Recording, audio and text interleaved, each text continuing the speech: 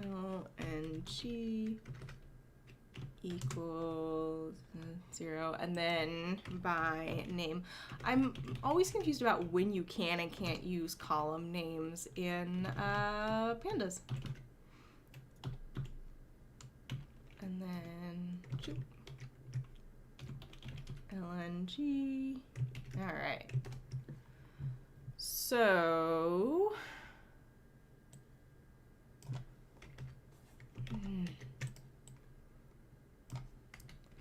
how long is this data cleaning going to take, Rachel? Just real long. Just like a long time. And then search. All right, so let's try this now. No, I don't need to define it again. I just need to use it. And then data, and then let's start with 0. Did not work. All right, what did I do? Location-based indexing can only have integer slice, point exclusive, looks like an integer.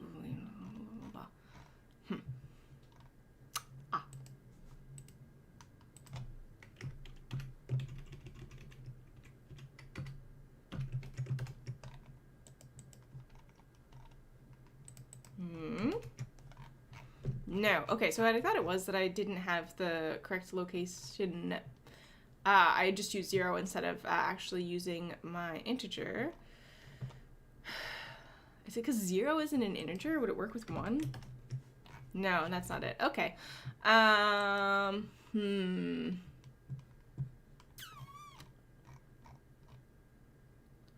So here we're getting the latitude and longitude. Yeah.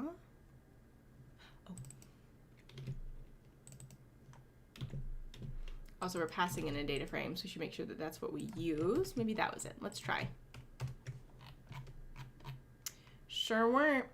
Location-based indexing. Okay, so where exactly is the problem? Self has tuple, location-based indexing. Get item tuple. So it's this one. We can split this into. We can split this into 2. That's no big.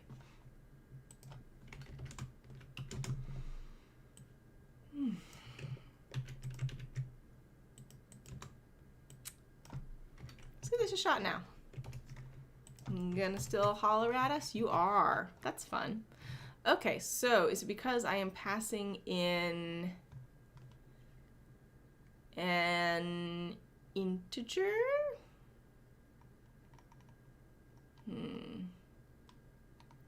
Validate key. Raise error can only index by location with valid types.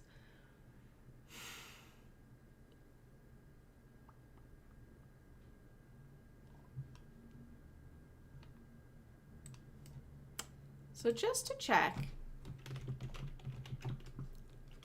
this worked. Yeah?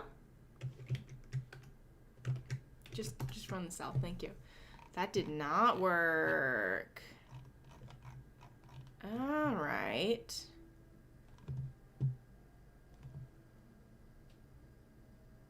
Okay, so that's where the problem is.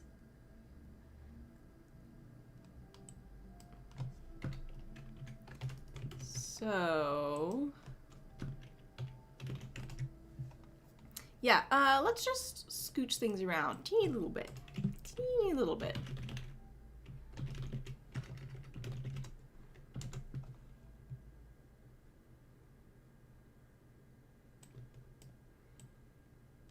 All right, so it's going to be dof.iloc, and then we're going to do the integer, and then we want all of them. Yeah, and then latitude is going to be location data dot lat, and then longitude is going to be location data dot long lng. All right. Nice. Okay, so that is all working good. So now what we need to do is do that for all of them.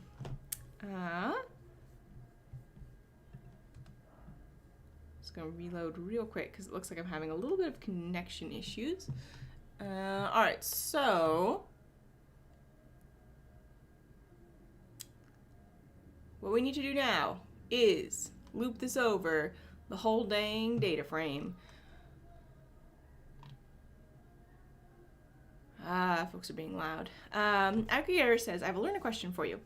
What would you recommend tutorial-wise for learning how to clean data, not analyzing or visualizing it? I actually did a whole series of tutorials on that on Kaggle. I'll pull up one of them. So I did two, actually. I did one using Python and one using R. And if you search for data cleaning challenge on Kaggle, it's under my Kaggle username, which is RTATMAN. So I'm a fan of that particular resource. Hopefully you find it helpful as well. And it just talks about like specific things you might need to do. And I would say data cleaning is much harder to teach because there's, you know, for a specific project what you want the cleaned data to look like, and what sort of format you want it to be in, but you don't necessarily know beforehand what transformations you're going to need to do. Super helpful, thank you. Happy to help. All right, how are we doing on time? 9:40. I didn't get a chance to make my second coffee this morning, and I'm full of regret. It's okay.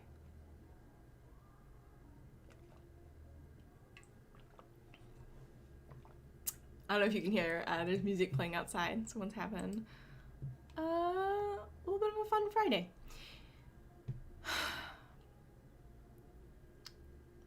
What's the best way to do this? Probably the best way to do this is to create a new series. Series are kind of top heavy, or there's a lot of like memory stuff involved with them. Maybe just like a list? Yeah, probably like a new list with just the countries for each of the points. So, let's give this a shot. For let's say 0 through 5.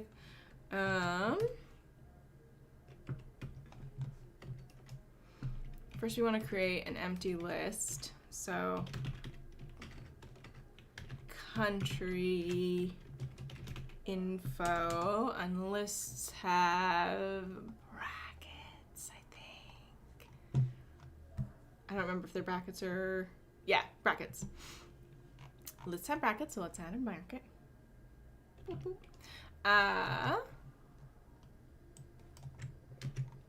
And then, yeah, okay, excellent. No errors. Country info equals, and then we want to add the, how do you add items to a list at the end of a list? Append, list, Python, that's what I'm looking for, thank you. It's just append. All right, append, and then CC from and it's a function. That looks right. That looks right. That's the name of what our data is. This should not be 1 every time. That should be I. Let's just see if this checks out and this works. Invalid syntax. All right. Oh, that's right. You can't go over slices.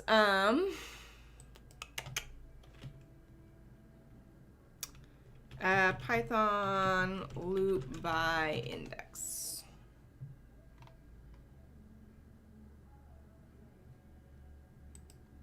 Stop using range in your Python loops. All right, I won't do that. What's the good way to do it? Use enumerate. All right. Can I just do enumerate? 5? Is that going to do the first 5? Sure ain't. Object is not a literal. But, and Gopendra says... also, I am not ignoring you. There's just a lag between the stream and the other thing. Huh? Do I need to enumerate still? I think I probably don't. I think I can probably just do like so. Yeah, all right. And let's check out country info. And it should be...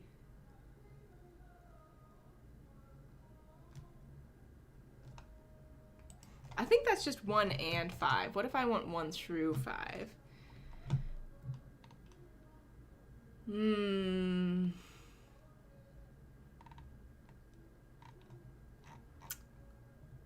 Iterable and the optional starting count. Okay. Can I just do the index of data, actually, and just do the whole thing? Or is this going to yell at me? Too many indexers. Yeah, I see how that could be. All right.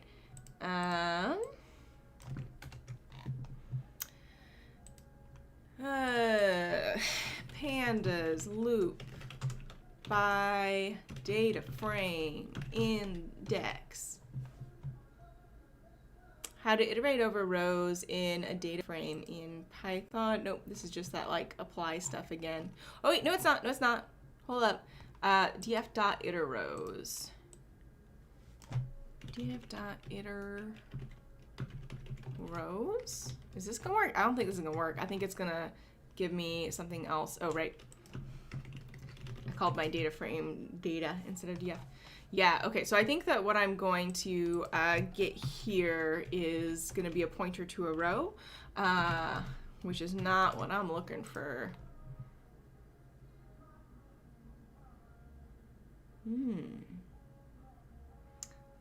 Mistakes were made. I should not have printed out the whole data frame, but what I am noticing here is that we've already got the specific row that we want. So what we can do is we can rewrite our function. You can just chill out there. Don't need you to do anything else like that right now. All right, so I think I can just say df row, and then I think I should be able to just say, latitude and longitude. And I think we can actually make this a little bit easier. And try that.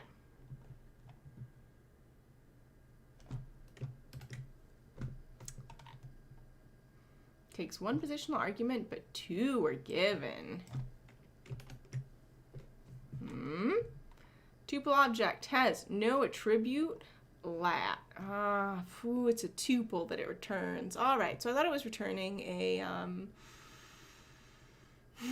series, and it is not.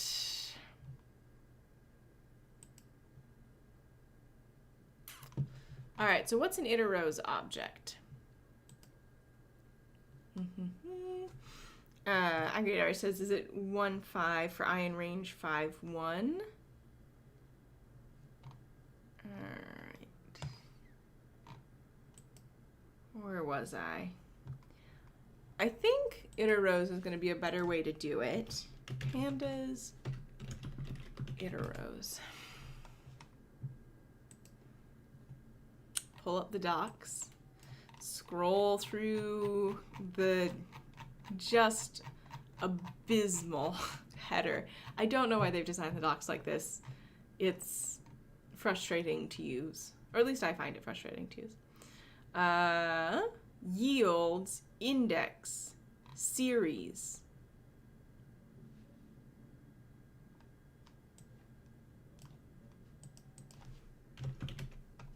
So the reason it says it's returning a tuple is because it's returning both the index and the series, and I am only wanting the series of the data. And now we wait, and hopefully we get a list of 47,000 countries, however long the data is. It's hefty, it's fairly large. And then we can use that, and we can convert that into a Boolean index of whether or not they're in the US, and then we can use that to filter. And I don't know if it will include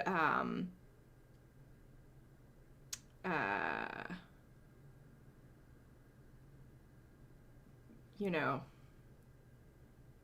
territories that have been annexed, if that's how you want to say that, by the United States. May or may not.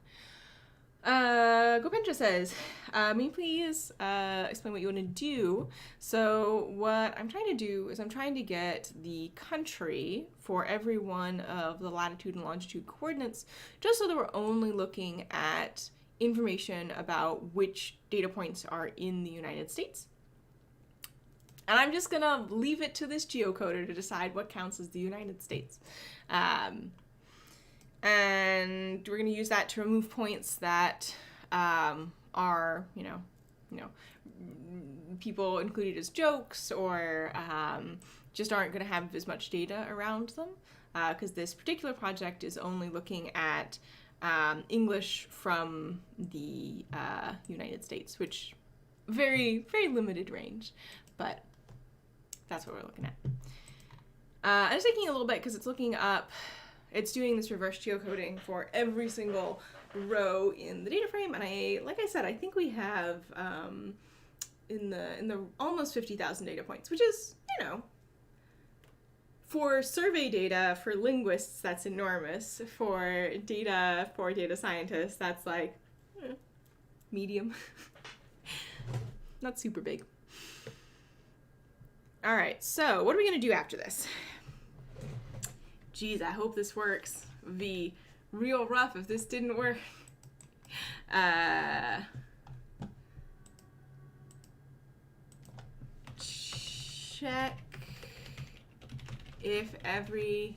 Check if each item in list fits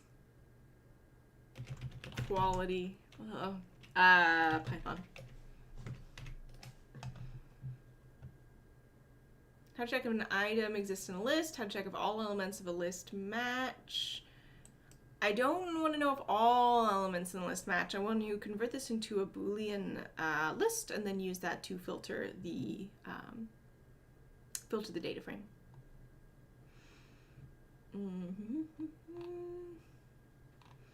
I'm just looking at GitHub while this goes. Nope, this is Stack Overflow. This is not GitHub. Aggregate error says, slightly related question. Could you regex items by row column instead of matching the data itself? So I'm not actually adding the country data to the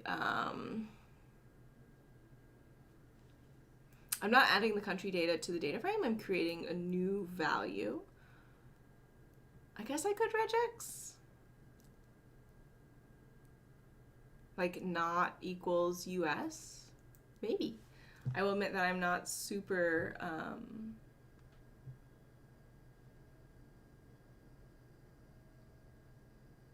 I've definitely done something like this before, but it was long ago that I have forgotten how I did it. So this is going to tell you if they all match, which is not what I'm looking for. Any. All right. No, but that's going to go through each list individually, which is not exactly what I'm looking for. And it's still thinking. It's going to take a while. It's a lot of data.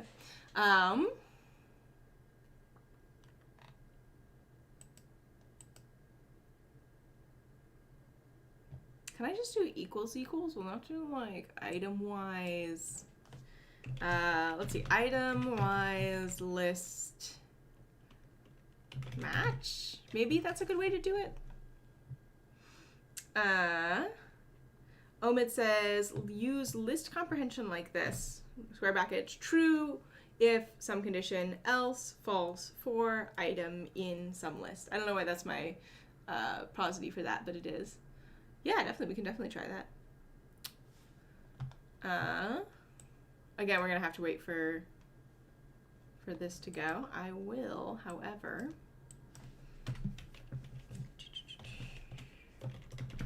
true if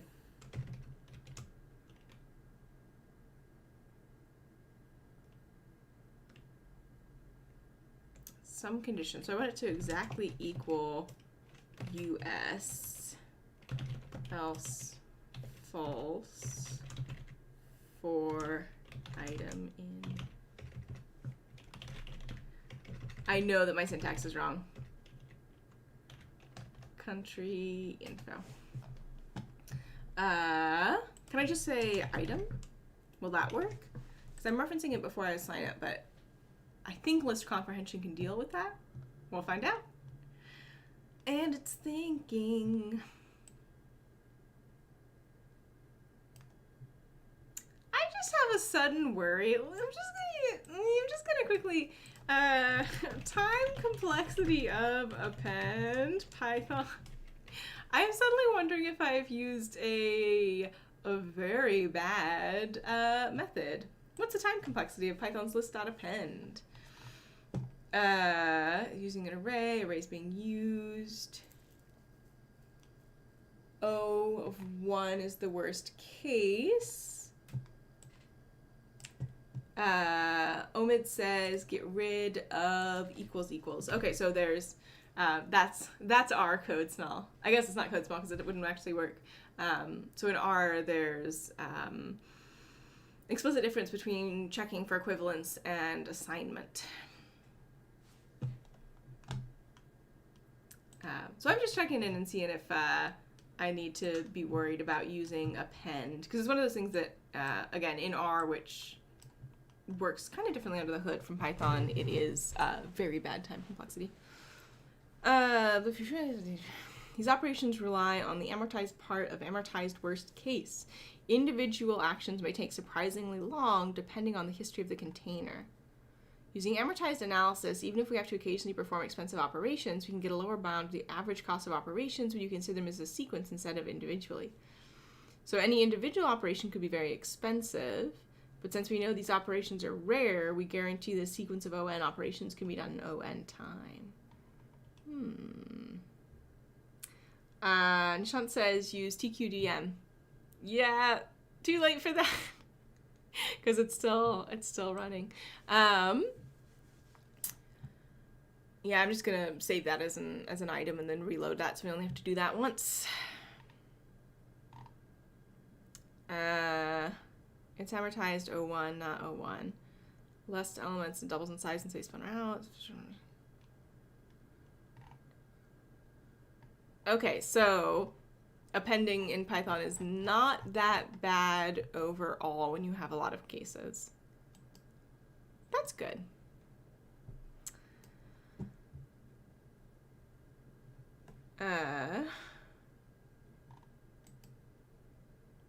Omid says true if item,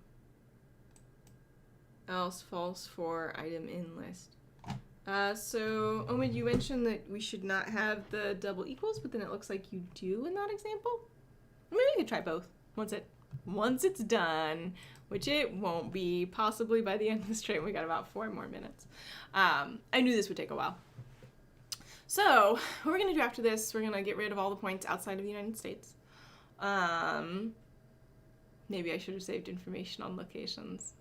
Nah, it'll be fine. Robbie says append output reduce lambda xy x plus y list PD series. I'm a functional programming lover. I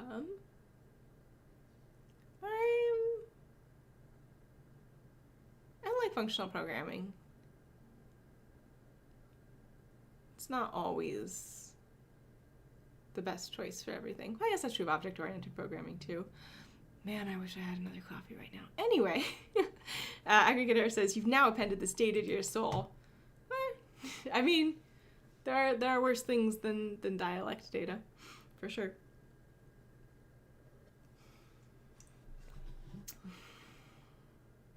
Love to watch things load. Robbie says, if you want to add to a list from functools, import reduce to append output. Interesting. Is it significantly more efficient than append? I would be happy to know. Oh, how y'all doing? Hopefully well. I'm definitely feeling like it's summer now here. I mean, it was summer as of Saturday in the northern hemisphere, and yeah, it's starting to feel summery in the weather outside that I look at through my windows.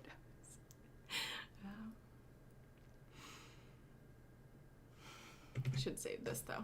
Nope, should save you. Oh, do you have to wait until you're done running to save? That's frustrating. Robbie says yes. I'm assuming that's yes about being more efficient. I've never used a loop in my life. Yeah, they're not always ideal. Okay. Yeah, we can definitely try that. Omid says you could also use the filter function for this. Filter function iterable. So whether or not it's... Okay, so I'd have to rewrite my function so that it returns a Boolean, I'm guessing. Let me add some notes here.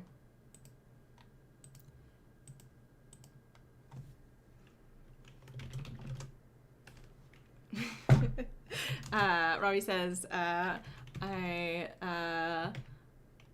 he likes Purr and Hadley Wickham. Yeah, no, I really enjoy a lot of the work that Hadley has done. So, how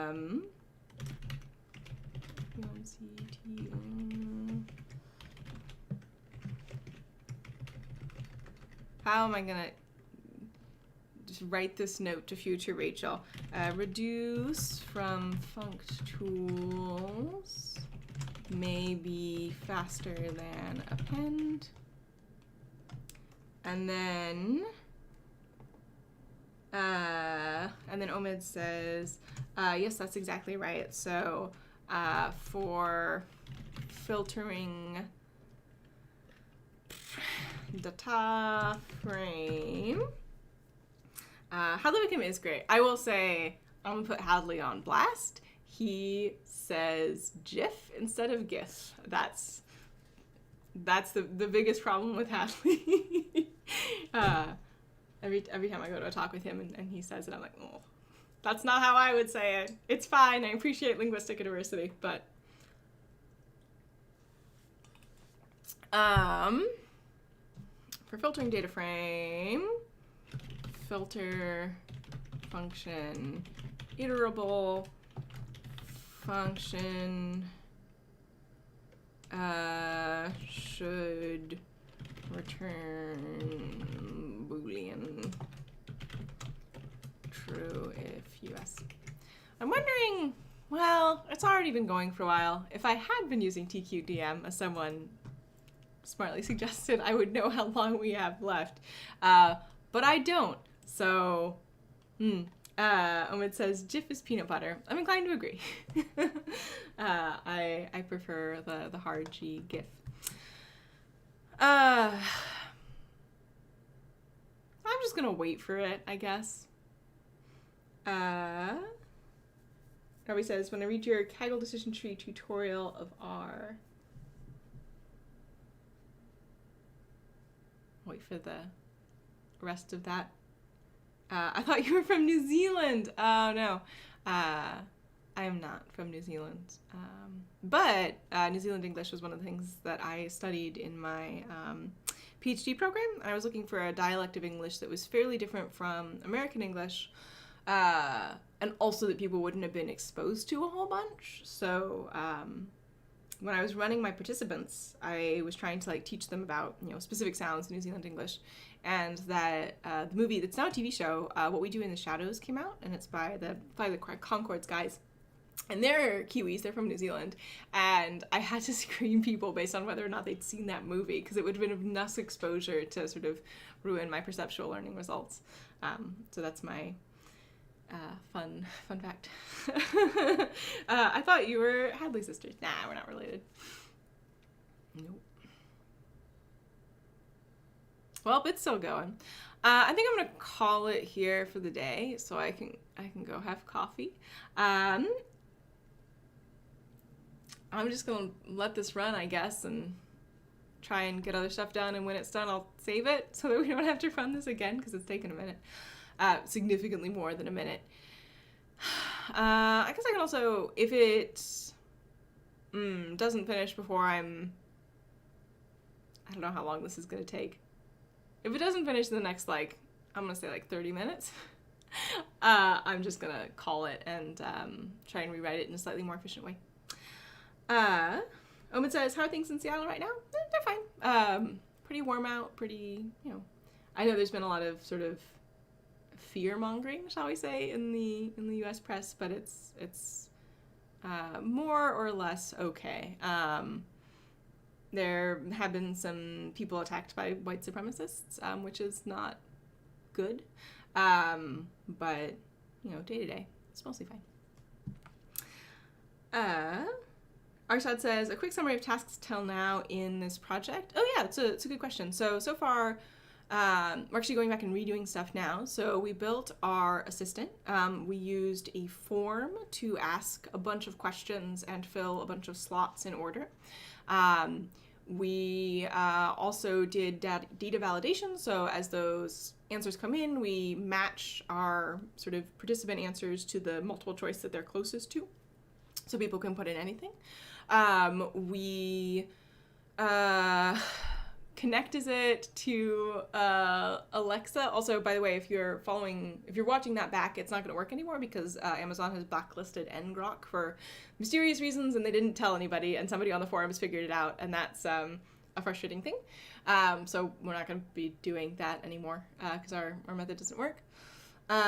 We struggled a bunch with Kubernetes, so we got Rasa X installed and working locally, and then I just struggled a lot. And actually the problem that I ran into was if you close a terminal that's running Rasa X, when you the connection to your clusters are still going to be there, but you need to re-specify like all the credentials and stuff, even if you've saved it locally. So don't close your terminal, which is not usually a problem because if you're doing it on a cloud VM, the cloud VM is just persistent. But when I was working locally, I was closing terminals and losing information. So that's what that struggle was all about.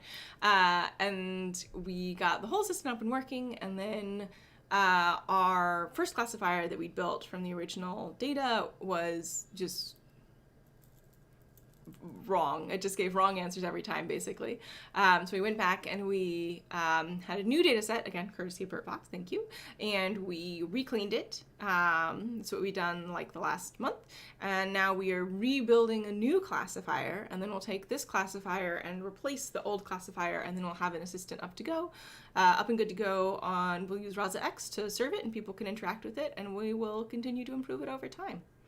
Yeah, and it seems like it's taken a long time because I'm really only working on stream, so it's been probably less than 2 full work weeks of like actual work, but it's really spaced out because I only really do an hour every twice a week. So, and I'm talking while I'm coding, which does make it slower. So that's what we've done so far. What we will do on Wednesday is, fingers crossed, we will have our assistant up, good to go. Nope, that's not what we're doing. We're going to be training our classifier. So we're going to be using k-nearest neighbors. We're also probably going to have to do encoding and then save the encoder out. That also took a while the first time we did it, but now we know how, so it should be much faster. And that's the main thing. Yeah, we'll probably do encoding and then hopefully start working on the assistant. We could also just spend the whole time trying to get only points from the US out from the data again. Hopefully we won't. Fingers crossed. Yeah, so I will see everybody next time. I hope you all have a great weekend, get a chance to relax, do something fun, take care of yourself. And we will be back on Wednesday. And also, special announcement, next Thursday, I believe, let me double check my calendar so I'm not saying wrong dates. You may have seen that we, Vincent and I did a paper reading group where we read, we started reading the GPT-3 paper. We're going to do the second part of that next Thursday, July 2nd at this time slot, so 9 to 10 Pacific. Yeah, and that should be live streamed. We're still working out technical stuff, so if it's not, I'll announce it. That'll be live streamed, and you can come and join and talk about GPT-3 with us, and it should be a good time. So the paper reading group for Rasa is starting to get off the ground. All right, it's still going. I'm gonna call it and do my other work that I have to do, but first I'm gonna get coffee. Thank you so much for joining today,